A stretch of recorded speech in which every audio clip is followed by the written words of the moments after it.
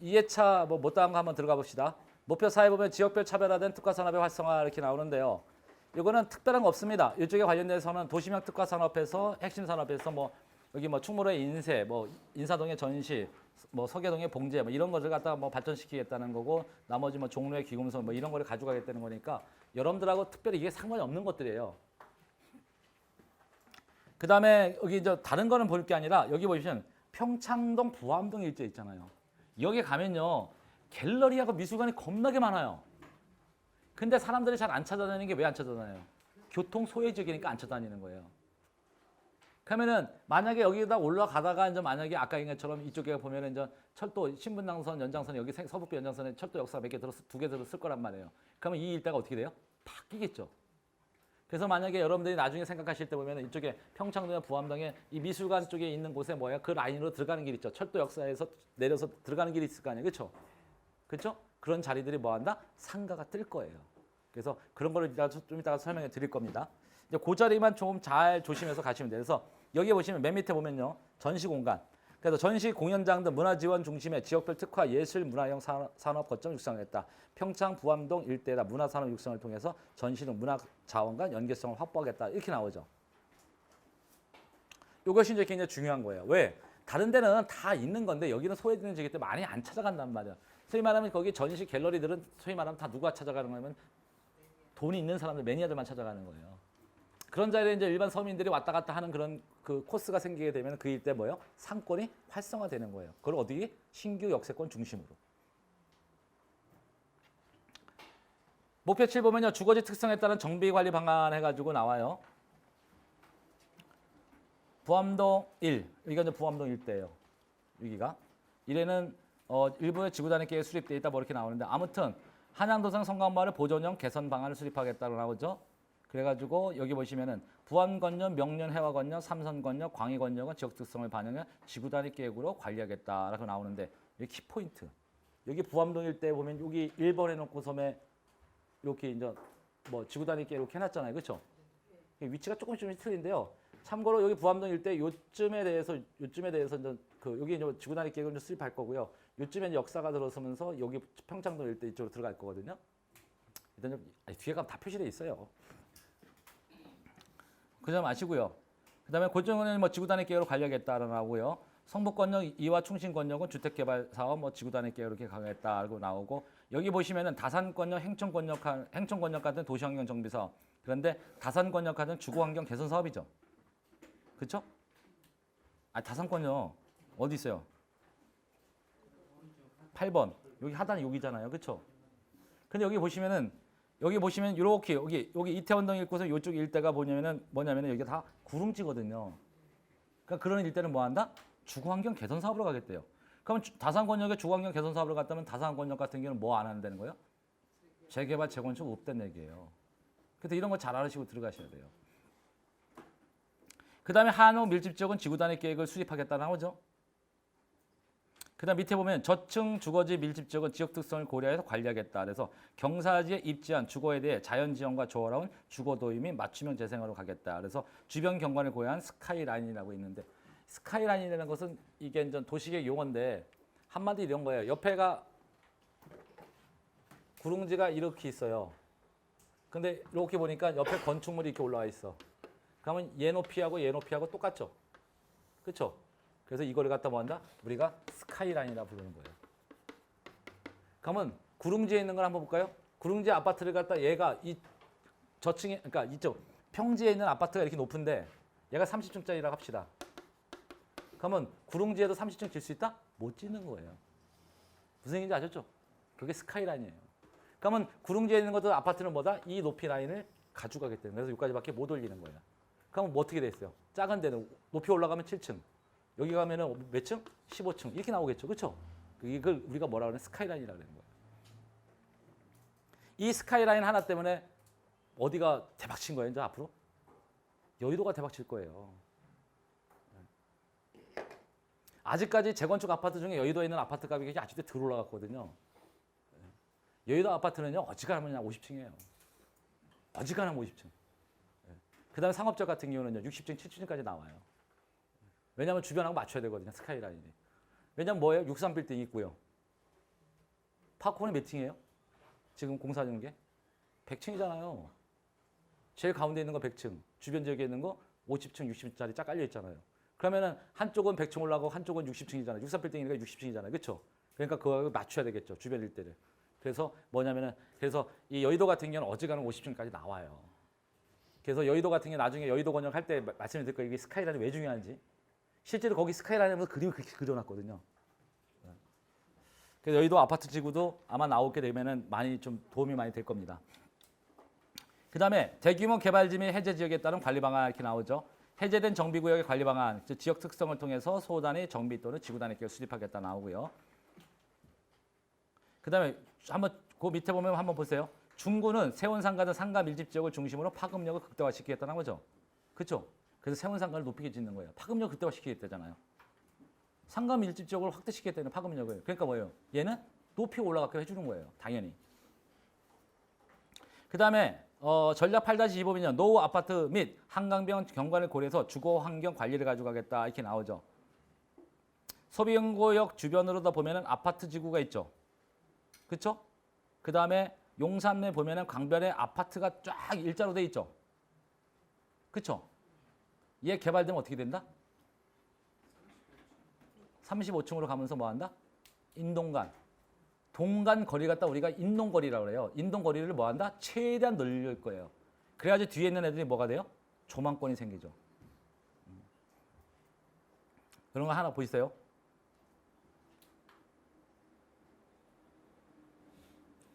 보시고요. 이거 이제 주거학계가 있고요. 다음은 이제 대중교통. 그래서 목표 10일 보면요. 도심 내 접근성 향상해서 광역교통 체계를 구축하겠다라고 나오죠. 그래서 여기 보시면은 GTX 노선하고 뭐 한다? GTX하고 신분당 서북부 연장선하고 여기서 이렇게 같이 올라가죠. 그래서 여기서 갈라지는 거예요. 요거는 삼성으로 가고 얘는 살짝 지축으로 가는 거예요. 지축으로 가서 삼성으로 들어가는 거예요. 얘는 다이렉트로 뭐 한다? 삼성으로 그냥 빠져버리고 연신 내에서. 그 다음에 요게 이제 중요하고요. 또 어디 갔어? 또 하나가. 네. 그 다음에 여기 이제 신안산선 이렇게 들어오는 거고, 그 다음에 GTX B 노선 이렇게 가는 거하고. 근데 참고로 GTX A 노선이 사업성이 제일 좋고요. 그 두 번째가 B 노선이고 사업성 제일 안 좋은 게 C 노선이에요.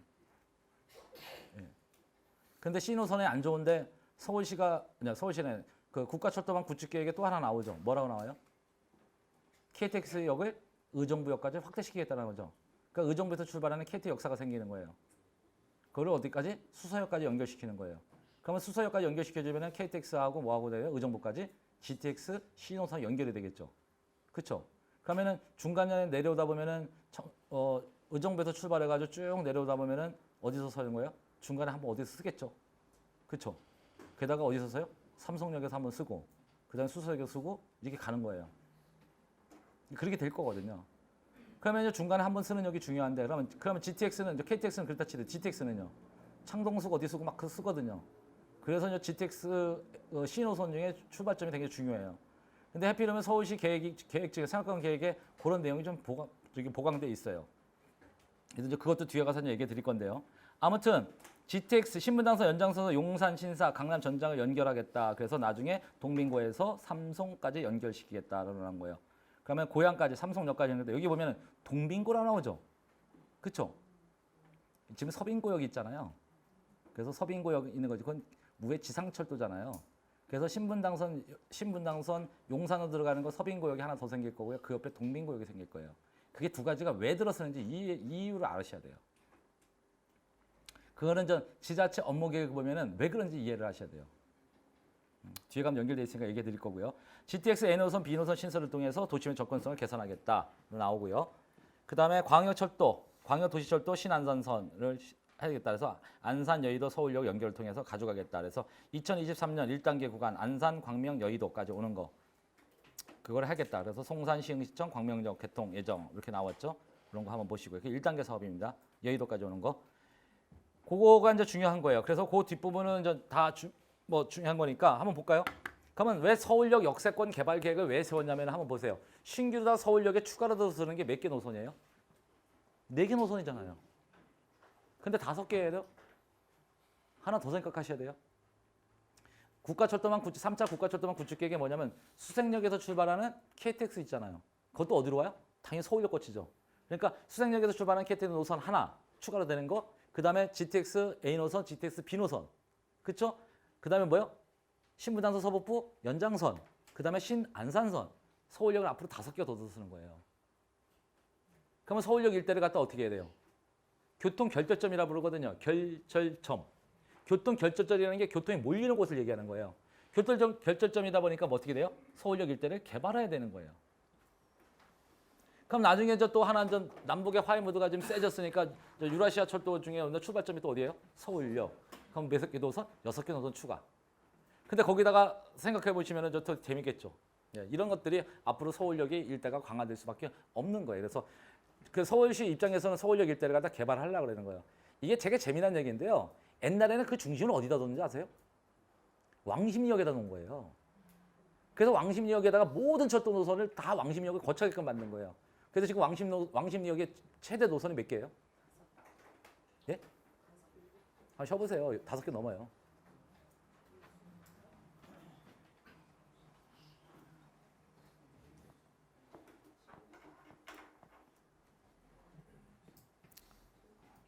일단 노선 깔고요.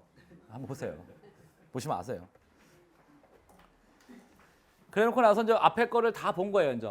그래놓고 나서 뒤에서 뭐가 나와, 이제? 인정 공간구조체가 여기서 또 나와요. 그래서 공간구조를 이해를 하셔야 돼요. 아까 그랬잖아요. 7개 그 특별 과제 중에서 지역 그 과제 중에서 먼저 봐야 될 게 뭐냐면 교통인데 교통은 이 안에 포함되어 있어요. 저 공간구조에서.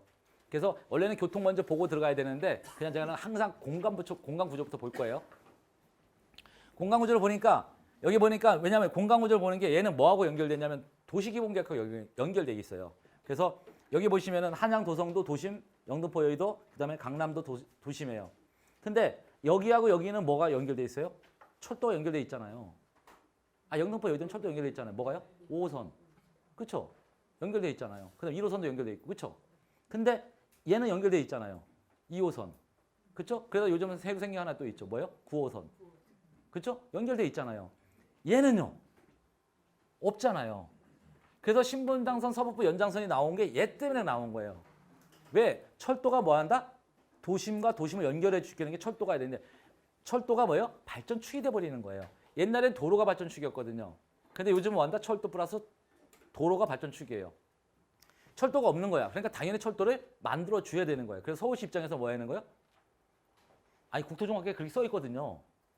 그래 보니까 균형 발전을 하라 그래서 써 있어요. 그러다 그 뭐예요? 여기 발전축을 만들어 주는 거예요. 그러다 보면 뭐예요? 당연히 철도를 놔야 되는 거예요. 그래서 신분당선 서북부 연장선이 그래서 생긴 거예요. 무슨 얘기인지 아셨죠? 네.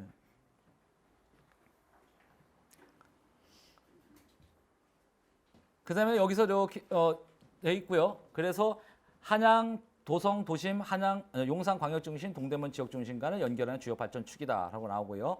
그다음에 한양 도성 도심 마포 공덕 중심 여의도 영등포 도심과는 역세권 국제 금융축을 가져가겠다. 그다음에 강남 한양 도성에서 강남 도심 간에는 국제 업무 관광축을 가져가겠다. 이게 쭉 나오죠. 그다음에 그 외 상암 광역 수색 광역 중심, 그다음에 신천 지역, 마포 공덕 지역, 용산 광역, 왕십리 이 일대를 연결하는 것은 뭐다? 이게 이렇게 연결되는 거거든요. 이렇게 이거는 뭐다? 생활 문화축. 그래서 가져가겠다는 게 크게 발전축이 몇 개 있는 거예요. 그걸 가져가는데 제일 중요한 거는 얘예요. 얘 한양 도심 주요 발전축이에요. 여기서는. 그래서 서울역에서 어디까지? 용산역이 되게 중요한 거예요. 그래서 저 공간구조 보니까는 교통 체계가 나오죠, 그렇죠? 상위 및 관련 계획을 반영해서 광역교통망 확충과 연계된 대중교통 체계를 가져가겠다. 그래서 광역철도, 신분당선, 신안산선, 광역급행철도, GTX A노선, B노선 등 신설을 통해, 그렇죠? 그럼 서울역이 중심이 되는 거예요, 그렇죠? 그 다음에 이제 나머지 지역들은 다보다 뭐다? 경전철, 그렇죠? 의신선설, 그 다음에 이런 것들이 연결되는 거고요. 그 다음에 이제 앞으로 또 추후 도심으로 유라시아 철도 등 국제교통 기반 시설을 확충하겠다 나오죠.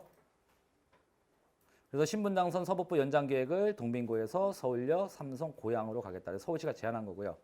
그 다음에 신분당선 연장 계획은 용산, 동빙고, 신사, 논현, 강남은 국토부가 제안한 거예요. 그 국토부가 제안했으니까 하는 거예요. 그다음에 신안산선 신설 계획이 있고요. 그다음에 우이신선선 개통됐고요. 앞으로 광역 교통 급행철도 시설이 A 노선, B 노선, C 노선이 들어가는 거고요. 이게 이제 교통 체계입니다. 그래서 다음 페이지에 보시면 용산전 광역 중심이 나와요. 용산이. 용산은요 서울 플랜에 이렇게 돼 있어요. 2014년도 만든 거에 역사 도시면 한양 도성 안에서 수용하기 어려운 고밀고층 대형 상업 업무 시설 등을 흡수하겠다. 하라. 그렇게 나온 거예요. 그 다음에 한양 도성 영등포 여의도와 연계한 국제 기능 등 고차 업무 기능을 집중시켜라 이렇게 나오는 겁니다. 그래서 위에 거는 중심 형성 과정 그냥 보시고 밑에가 중요해요. 현황 및 지역 이슈. 정비창 부지 이론은 자금 조달 부족 등으로 인해 기존 사업이 무산됨에 따라 새로운 사업 추진을 위한 기본 구상이 필요하더라. 나온 거고요. 그 다음에 캠프군 기지 같은 경우는 업무 지원 기능을 직접적으로 개발 추진하겠다 나오죠. 그래서 캠프군 부지를 갖다 뭐예요? 민간에다 팔았죠. 그리고 거기다 뭐예요? 3개동짜리 주상복합 아파트가 들어서는 거예요. 이 주상복합 아파트가 들어서는 순간에 나중에 얘 분양할 때 무조건 덤벼요. 어차피 왜 그러냐면 당첨되면 뭐예요, 이제? 아니 삼각지역에서 가깝고 바로 위에잖아요. 삼각지역에 오는 게 캠프킨 부지예요. 그러면 거기 부지에서 보면은 삼각지역에 가깝죠. 그 다음에 뭐예요? 쭉 앞으로 쭉 내려오면서 빌딩도 쭉 내려서는 거예요. 뭐예요? 중간에 주상복합 아파트 있는 거죠. 그 다음에 문만 열면 좀 시끄럽겠지만 뭐는 뭐예요? 용산 가족공원 다 보이잖아요. 앞에 걸리는 게 없잖아요. 바로 길 하나 건너면 바로 뭐예요? 용산 가족공원이에요. 다 보인다고요. 네. 얼마나 좋아요. 이게 삼각지역에서 위에 올라가면 캠프긴 기지가 여기 있는 거예요. 삼각지역에서 이렇게 올라가잖아요. 네? 삼각지역에서 이게 삼각지역이에요. 여기서 이게 용산 여기 미군 기지고요. 올라가다 보면은 미군 이렇게 하는 그 장소가 있어요. 그 캠프킨 부지예요. 지금도 아직까지 쓰고 있거든요. 조만간 다 이전할 거예요. 올 말까지. 그럼 사업은 내년부터 시작되는 거거든요, 얘가. 그럼 한 내년 하반기나 내후년 상반기 정도 되면은 분양하겠죠. 네. 분양할 거예요. 그 다음에 용산역 전면 국제빌딩 주변에서 도시환경 정비 사업을 활발하게 가겠다라고요. 그 다음에 용산 미군 기지 이전에 따른 용산 공원 조성을 추진 중에 있다. 쭉 나오죠. 그 다음에 뭐 신분당선 연장, GTX B노선, 공항철도 뭐 이런 것들이 용산역 중심의 대중교통 환승 체계를 신설 예정에 있다 나오는데 이 보시면은 이게 신분당선 연장돼가지고 이렇게 들어오는 거예요. 여기 그림 보시면은 이게 신용산역이 위에 있고요. 용산역 여기 있는 거예요. 그럼 실제로 밑으로 돼 있죠. 그래서 정비창 부지에서 밑으로 들어 있다고요. 이게 얘가 신분당선 올라오는 거 있잖아요. 얘가 용산으로 오는 게 밑으로 들어오는 거예요. 근데 요 그림보다 이따 또 생활권계법 더 밑으로 돼 있어요. 얘는 뭐예요? 서울 플랜에 있는 계획이에요. 그럼 더 밑으로 돼 있단 말이에요. 자세히 보실 거예요. 그 다음에 보면은 여기가 서빙고 여기 있잖아요. 어디 갔어? 여기 있죠. 그 다음에 이게 뭐예요? 국립중앙박물관이죠. 그 신분당선이 우로 가죠. 그쵸? 키포인트 하나. 뭐냐면은 도로가 생기는 거예요. 이걸 따라서. 용산을 갖다 동서로 갈라지는 도로가 일로 생기는 거예요. 남북도로는 이렇게 생기는 거고요. 그러면 이 도로가 이렇게 들어가는 거예요. 지금도 이게 도로가 있어요. 이렇게요. 이 부지 내로 다니는 도로가. 그러면 여기 도로가 신설되는 거예요. 이렇게요. 그걸 따라서 뭐 한다? 신분당선이 가는 거예요. 이렇게. 그러면 역사가 일로 들어서고 역사가 일로 들어서는 거예요. 서빙구역이 일로 들어서고 국립중앙박물관이 여기 들어서요. 깜짝 놀랐어요. 처음에. 그래서 미쳤나? 그래서 나중에 자세히 이것도 확인해보고 실제 개발 계획 나온 것도 뭐 이렇게 확인해봤더니 우회되어 있더라고요. 그래서 보니까 나중에 보니까 도로로 나갈 계획이 잡혀져 있더라고요. 특히 여기 서빙구역 있잖아요. 여기 밑에 경의 어디 갔어? 그 경의중앙선 서빙구역 말고 신분당선 서빙구역 있잖아요. 거기 위치를 공개해 드릴 거예요. 보시면은 여러분들이 아마 감을 잡으실 거예요. 그 다음에 이제 용산 광역 중심이 요게 기본적으로 서울 플랜에 있는 내용이에요. 그래서 그 다음에는 생활권 계획에서 권역별 도심권 생활권 계획에서 뭐냐면 여기를 이렇게 가져가겠다는 거예요. 그러면요 잘 보세요. 아까 그림이 여기서 이렇게 해가지고 이렇게 돼 있죠. 색이 칠해졌잖아요. 이렇게. 그 그림하고 요 그림 보시면은 비슷해요, 틀려요? 여기 서울역에서부터 시작해가지고 이렇게 내려오면서 여기서 이렇게 확대되는 거예요, 이게. 이게 여기서 서울역에서 용산까지 뭐예요, 이게? 국제 업무지구로다가 뭐 하겠다? 교류 복합지구로다가 하겠다는 게 이게 서울시 계획이에요.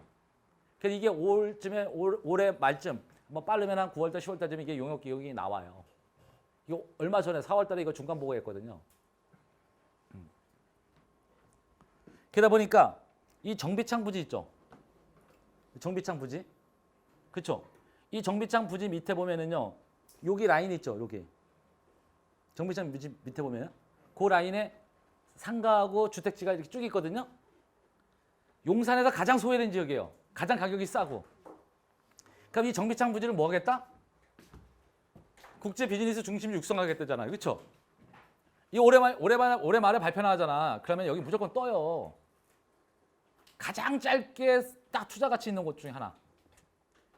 딱 투자해가지고 5, 6개월 만에 그냥 30% 50% 날아가는 거. 딱. 지금 적기.